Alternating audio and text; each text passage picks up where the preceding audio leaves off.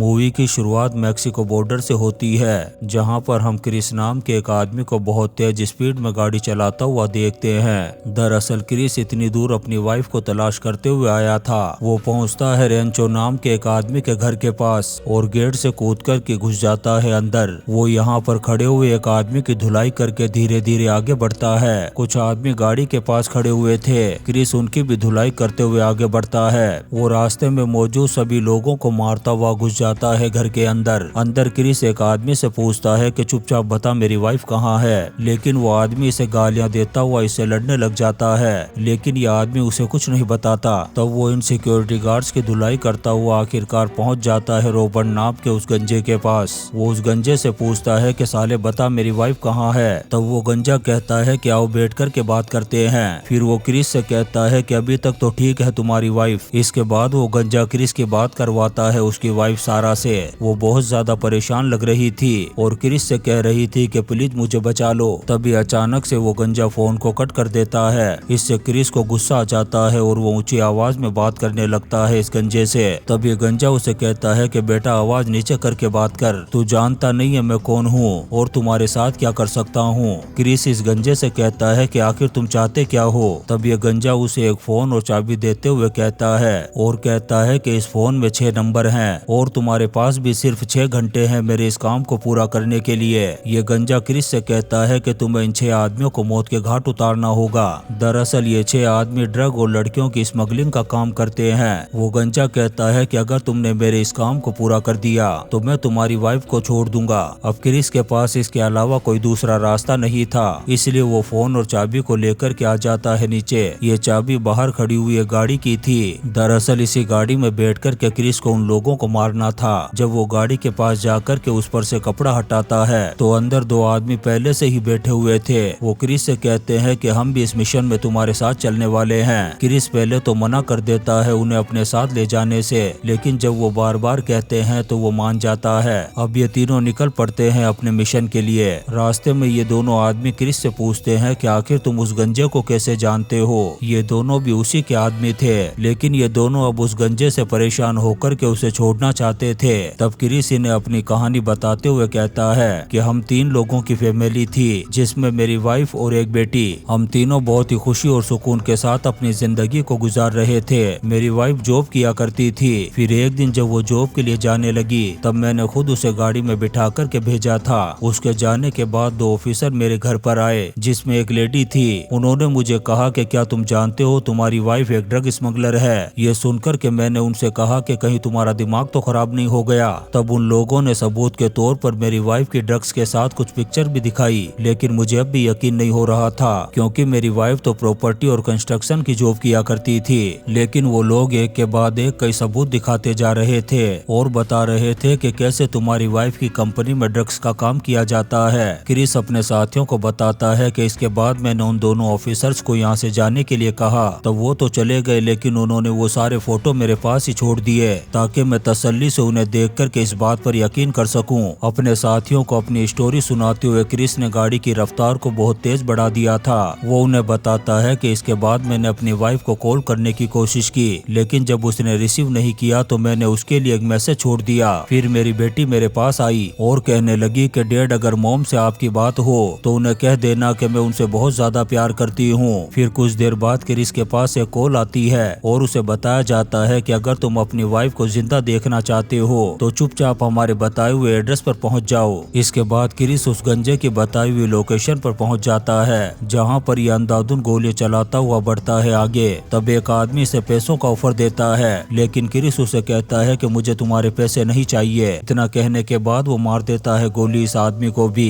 Chris इस आदमी को मारने के बाद उस गंजे को इसकी फोटो सेंड कर देता है। तब वो गंजा एक और फोटो भेजता है क्रिस को उसके अगले टारगेट की। इस आदमी का नाम विलन था। वो गंजा क्रिस को इसकी लोकेशन के बारे में भी बता देता है। इसके बाद क्रिस अपनी पहले वाली गाड़ी की चाबी दे देता है इन दोनों आदमियों को और खुद एक दूसरी गाड़ी लेकर के निकल पड़ता है अपने टारगेट को मारने के लिए। रास्ते में क्रिस को अपनी मॉम और बेटी की याद आती है। दरअसल वो अपनी बेटी को अपनी मॉम के पास ही छोड़ कर के आया था और उसकी बेटी ने जाते वक्त उसे अपनी एक निशानी भी दी थी। क्रिस इन चीजों को याद करता हुआ पहुंच जाता है उस लोकेशन पर। वो 2 आदमी भी क्रिस के पीछे आ गए थे जिन्हें ये उस गाड़ी की चाबी देकर के आया था। क्रिस यहाँ पर डीलन नाम के उस आदमी को देखता है जो एक रेस्टोरेंट में बैठा हुआ था। क्रिस के पास एक स्नाइपर राइफल थी। वो उस राइफल से निशाना लगा करके गोली चला देता है, जिससे यही लीला समाप्त हो जाती है डीलन की यहीं पर। इसके बाद वो फोन करता है उस गंजे को और बता देता है कि मैंने डीलन का काम तमाम कर दिया है। वो गंजा कहता है कि उसकी डेड बॉडी की फोटो मेरे पास सेंड कर दो।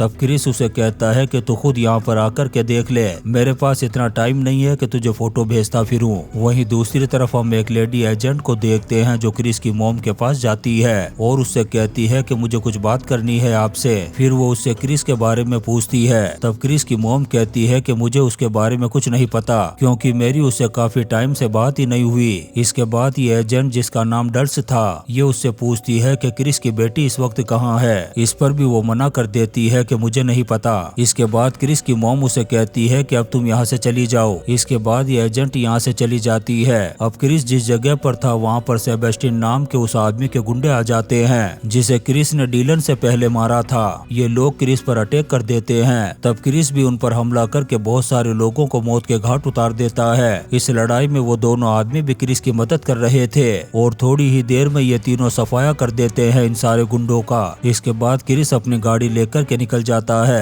तभी रास्ते में कॉल आता है उसकी बेटी का, जो क्रिस से कहती है कि हमारे घर पर एक औरत आई थी, वो पुलिस से थी और आपके बारे में पूछ रही थी। ये सुनकर के क्रिस उन्हें कहता है कि तुम घर पर सेफ नहीं हो, इसलिए फौरन किसी होटल में चली जाओ। इसके बाद क्रिस और वो दोनों आदमी पहुंच जाते हैं एक बार में। क्रिस यहाँ पर एक आदमी को देखता है जो एक औरत के साथ स्विमिंग पूल में नहा रहा था। मतलब यही आदमी क्रिस का अगला टारगेट था। पहले तो क्रिस उसके लोगों का काम तमाम करता है, फिर पॉइंट कर देता है गन उस आदमी पर। यह आदमी क्रिस से कहता है कि मुझे पता है तुम्हें यहाँ पर किसने भेजा है, लेकिन मुझे मारने से तुम्हें कोई भी फायदा नहीं होगा, क्योंकि एक जेड नाम की औरत है, वो तुम्हें कभी भी जिंदा नहीं छोड़ेगी। तभी अचानक से यह आदमी अपनी गन निकाल करके हमला कर देता है क्रिस पर, लेकिन क्रिस किसी तरह से अपने आप को बचाकर काम तमाम कर देता है इस आदमी का और इसकी भी फोटो खींच करके भेज देता है उस गंजे के पास। वहीं दूसरी तरफ हम उन दोनों डिटेक्टिव को देखते हैं जो उस होटल में पहुंच गए थे जहां पर क्रिस की मॉम और उसकी बेटी थी।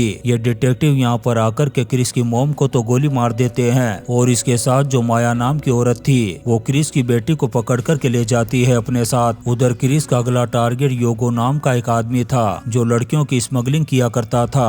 इस वक्त वो बहुत सारी लड़कियों के सामने ही बैठा हुआ था। इनमें से जो ज्यादा खूबसूरत थी उन्हें वो रख लेता है अपने लिए। इन्हीं लड़कियों में एक स्वाना नाम की लड़की भी थी जिसे उसने अपने खुद के लिए रख लिया था। तभी क्रिस आ जाता है यहाँ पर और आते ही गोलियां चलाना शुरू कर देता है। यहाँ पर क्रिस ने योगो के बहुत सारे आदमियों का काम तमाम कर दिया था, लेकिन तभी पीछे से आ जाती है योगो की वाइफ और क्रिस के भेजे पर गन रख करके उसे गन फेंकने के लिए कहती है। तब क्रिस फेंक देता है उस गन को, लेकिन यहाँ पर जो स्वाना नाम की लड़की थी वो गन पहुँच जाती है उसके पास। तब स्वाना फौरन उस गन को उठा करके योगो की वाइफ को मार देती है गोली। इसी मौके का फायदा उठा करके क्रिस भी काम तमाम कर देता है योगो का, लेकिन इसी बीच एक गोली उसे भी लग गई थी। इसके बाद क्रिस यहाँ पर मौजूद सभी लड़कियों को आजाद करवा देता है। तब स्वाना उसे कहती है कि इस काम में मैं तुम्हारी मदद कर सकती हूँ, मेरी एक फ्रेंड है जो एक नर्स है। तब क्रिस उन दोनों आदमियों के साथ स्वाना को लेकर के उसकी फ्रेंड के घर के लिए जाने लगता है। स्वाना नाम की लड़की क्रिस को एक जगह पर लेकर के आती है जहाँ पर इसरा नाम की एक लड़की पहले से ही मौजूद थी। स्वाना इसरा को बताती है कि डरो नहीं, इन लोगों ने मेरी जान बचाई है। वो इसरा से कहती है कि क्रिस को गोली लगी है और तुम्हें वो गोली निकालनी है। तब इसरा निकाल देती है गोली क्रिस की बॉडी से। फिर क्रिस स्वाना को अपनी वाइफ का फोटो दिखाते हुए पूछता है कि क्या तुमने कहीं देखा है इसे। तब स्वाना कहती है कि नहीं। क्रिस के साथी यहाँ पर इसरा के गले में एक लॉकेट देखते हैं। तब उससे पूछते हैं कि ये लॉकेट तुम्हारे पास कहाँ से आया। तब इसरा बताती है कि ये तो बचपन से मेरे पास है, क्योंकि ये मुझे मेरी मॉम ने दिया था जब मैं 10 साल की थी। तब ये दोनों भाई उसे गले लगा लेते हैं और कहते हैं कि तुम तो हमारी लीना हो। लीना भी अपने दोनों भाइयों को पहचान लेती है। यहाँ पर हमें पता चलता है कि ये दोनों भाई इसीलिए क्रिस के साथ आए थे ताकि वो अपनी बहन को ढूंढ सके। वहीं क्रिस को भी अपने अगले टारगेट के बारे में बता दिया गया था। अब उसका अगला टारगेट था जेड नाम की औरत। वो गंजा क्रिस को धमकी देता है कि अगर तुमने मेरे काम को सही तरीके से नहीं किया तो अब तुम्हारी वाइफ के साथ तुम्हारी बेटी भी मेरे कब्जे में आ चुकी है। तभी उसे अपनी बेटी की आवाज सुनाई देती है कि डैड मुझे बचा लो। अब क्रिस जब जाने लगता है तो वो दोनों भाई उसे कहते हैं कि हम भी तुम्हारे साथ चलेंगे। इसके बाद ये तीनों यहाँ से निकल जाते हैं। ये तीनों एक ऐसी जगह पर पहुँचते हैं जहाँ पर बहुत सारी टूटी फूटी की गाड़ियां रखी हुई थी। वहाँ पर एक आदमी खड़ा था।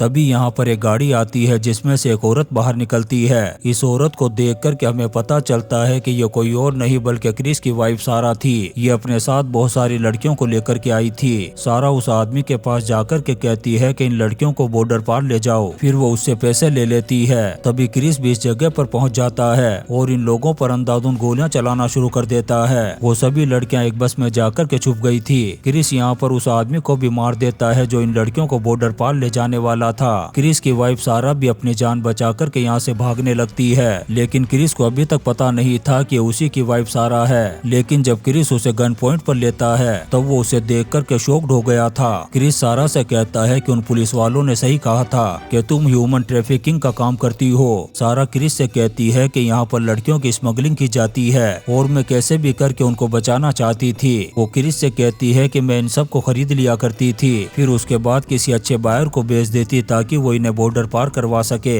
लेकिन वहीं पुलिस वालों को ये गलतफहमी है कि मैं ह्यूमन ट्रैफिक का काम करती हूँ। यहाँ पर क्रिस उसे बताता है कि उन लोगों ने मेरी बेटी को किडनैप कर लिया है, इसलिए मुझे अब तुम्हें मारना होगा। तब सारा कहती है कि ठीक है, मैं अपनी बेटी को बचाने के लिए मरने के लिए तैयार हूँ। तब क्रिस ऐसा ही करता है। सारा को मार कर के क्रिस उसकी फोटो भेज देता है उस गंजे के पास। वहीं हम उस गंजे को देखते हैं जिसके पास 2 डिटेक्टिव आए हुए थे और वहीं पर उसने माया नाम की उस लड़की को भी पकड़ रखा था। उधर क्रिस अपने उन दोनों साथियों के पास जाकर के कहता है कि तुम्हें मेरा एक काम करना होगा। वहीं हमें पता चलता है कि क्रिस ने सारा को जान से नहीं मारा था बल्कि गोली मारने से पहले उसे बुलेट प्रूफ वेस्ट पहनाया था। अब यहाँ से क्रिस सीधा उस जगह पर चला जाता है जहाँ पर वो गंजा और वो दोनों डिटेक्टिव थे। क्रिस उस गंजे से कहता है कि मेरी बेटी माया कहाँ है। तब ये गंजा माया को उसके हवाले कर देता है। यहाँ पर ये डिटेक्टिव क्रिस से कहते हैं कि तुम्हारी बेटी को ये पता होना चाहिए कि उसकी माँ को किसने मारा है। तब क्रिस उसे कहता है कि तुमने जो काम मुझे दिया था मैंने वो पूरा कर दिया है। यहाँ पर ये गंजा उसे बताता है कि हमने तुम्हारी वाइफ को कभी किडनैप किया ही नहीं था, बल्कि हम तो झूठ बोलकर के तुमसे अपना काम करवाना चाहते थे।